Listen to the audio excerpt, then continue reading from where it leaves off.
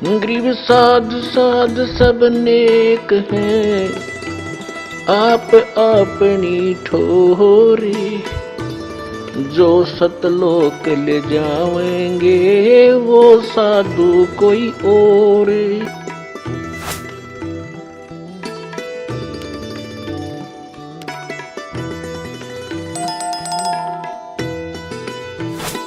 परमात्मा पूर्ण ब्रह्म कबीर भगवान जी हमारे साथ साथ रहते हैं। कबीर परमात्मा कहते हैं कि जो जन मेरी शरण है ताका हूँ मैं दास, और गेल गेल ला गया फिरूं जब तक धरती आकाश। पुण्यात्मा, जो पुण्यात्मा अब भक्ति कर रहे हैं, क्योंकि अब ये प्राइम टाइम है भक्ति का, ये पिछली पीढ़ी है कलयुग में, और अब जो इस शरण में आ जाएंगे वो पार हो जाएंगे, और जो पार नहीं हुए तो वो यहीं रह जाएंगे। यहाँ रह जाएंगे तो अन्य जो साधना आप करती कराते थे उनसे तो यो असंख्य गुना बढ़िया साधना है। यदि आपने यहीं भी रहना है तो भी ये भक्ति आपको घना लाभ देगी। और यहाँ तो महामूर्ख रहेगा जिसको ज्ञान नहीं होगा बिल्कुल भी, और जानबूझ साची तजय करे झूठ ते ने, ताकि संगत है प्रभु सोपन में भी ना दे। अब जिस प्राणी को इतना ज्ञान हो गया फिर वो यहाँ रह जाएगा, फिर महामूर्ख ही रहेगा। यहाँ रहेगा किस तरीके से? अंत समय में इच्छाएं घटानी चाहिए हमने बुढ़ापे में, और हम बढ़ाते चले जाते हैं। हमने चलने की तैयारी करनी चाहिए, किसी भी आस्था नहीं रखनी चाहिए पोता और पोती में, द्योते और द्योतिया में। ये इनका अपना काम पूरा हो गया, वो उनका रोल शुरू हो गया बच्चों का, वो अपने बच्चे न पाले पोसे, उनके संस्कार फलेंगे। और यदि भगवान से उनको जोड़ दिया गया तो भाग्य में ना होगा तो भी मालिक देगा उनको, रक्षा करेगा उनकी। तो फिर हम ठेकेदार किस लिए बने? तो बुढ़ापे में हमारी दूनी दुर्गति करे युकाल, ना तो कोई हम करने योग्य रहते, इच्छाएं इतनी हो जाती हैं, न्यू हो जा भगवान, फलाने का न्यू हो जा, पोते का न्यू हो जा, पोती का वहाँ ब्याह हो जा। तो ये समस्याएं हमने घटानी पड़ेंगी अपनी, और ये ज्ञान से घटेंगी, वैसे कहने सुन से नहीं बनती बात। तो क्या बनती है बुढ़ापे में? आया बुढ़ापा बैरी, पड़े परिवार में ममता गहरी। आवे बुढ़ापा बैरी, पड़े परिवार में ममता गहरी। पोता ब्यालो या मन में रहरी, एली करवा जो खड़ी रहेली, करवा जो खड़ी। जो के ठेका ठा लिया, और कोई पूछा नहीं बुढ़ा ने। बच्चे कोई काम करना शुरू करते हैं, बीच में जाकर खड़ा हो गया, नो नहीं भाई नो करो। वो करते होंगे उन्हें डिस्टर्ब करेगा। अब जो वृद्ध आदमी आज 60-80 साल का हो गया, उस समय जब वो युवा था, जो भी क्रियाएं करता था उसमें वर्तमान के हर टेक्निक में अंतर हो लिया, तो उस वाली सलाह अब काम ना दे।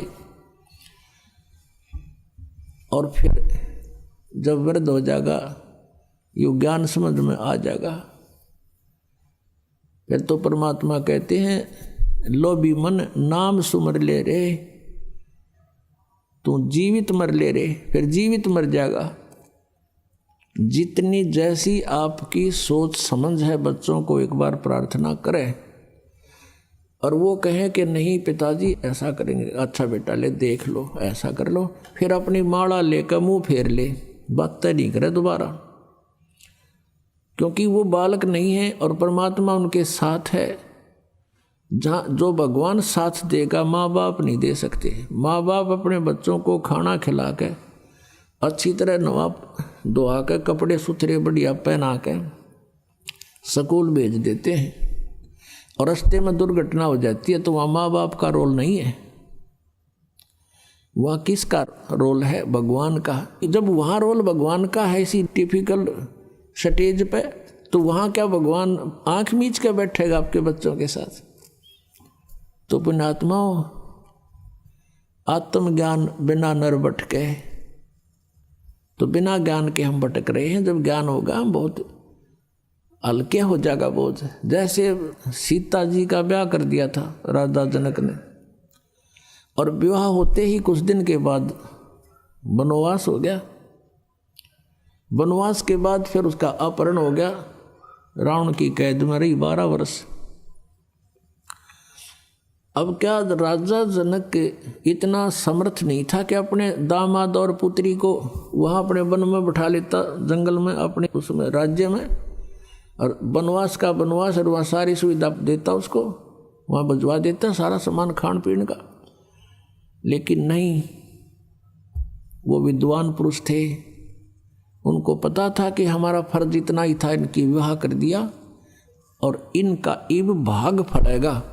हमारा बीच में डिस्टर्बेंस कति काम नहीं करे, हम मूर्खता करेंगे इनके बीच में बढ़ के, और हम बीच में पहले बढ़े, बच्चे का ब्याह कर दिया।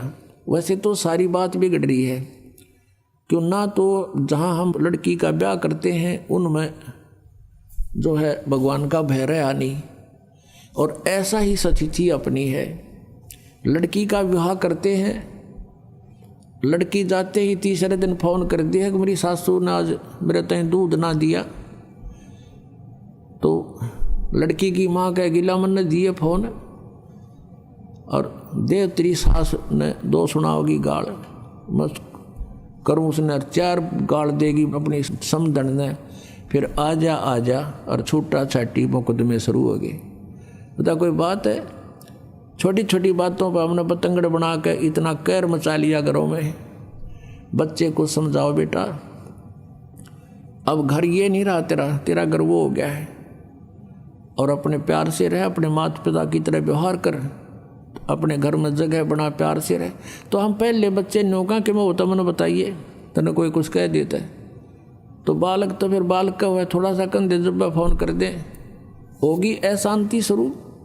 बिना ज्ञान के हमने ये सारे काम बिगाड़ लिए, अच्छी शिक्षाएं खत्म होगी। कारण क्या रहा कि पहले बच्चे बुजुर्ग बैठा करते, बच्चों को विशेषकर आसपास बैठे होते, जब अच्छी शिक्षा देने की चेष्टा किया करते थे। अब सभी इतने बिजी हो गए माया जोड़ने में। एक भक्त कह रहा था ना, बोला 10 दिन हो गए मेरे बच्चा ने नो नहीं पता हमारा पापा किस टाइम आओ है, किस टाइम जाओ है। डेली पैसेंजर, पिताजी आओ इतने बालक सो ले, और उन तो उठने से पहले, जागने से पहले वो वापस तैयार होकर जा ले।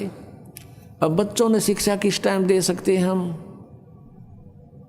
तो बच्चों ने जैसी भी जहाँ से समाज से और अच्छी बुरी संगत से जो ग्रहण किया उस तरह हम चल पड़े।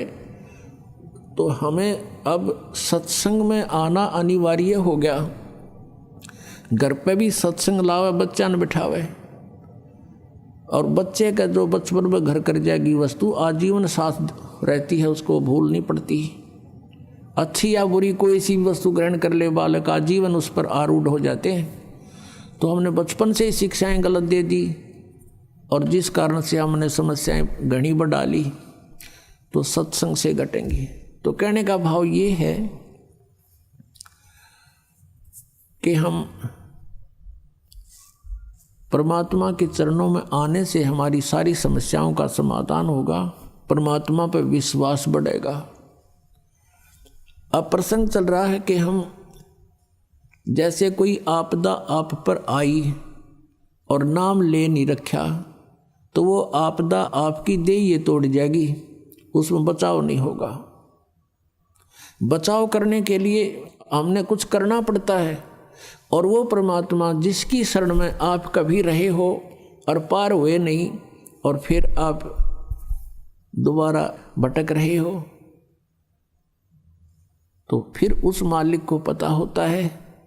कहता है जो जन मेरी शरण है ताका हूँ मैं दास, और गैल गैल लाग्या फिरूं जब लग धरती आकाश।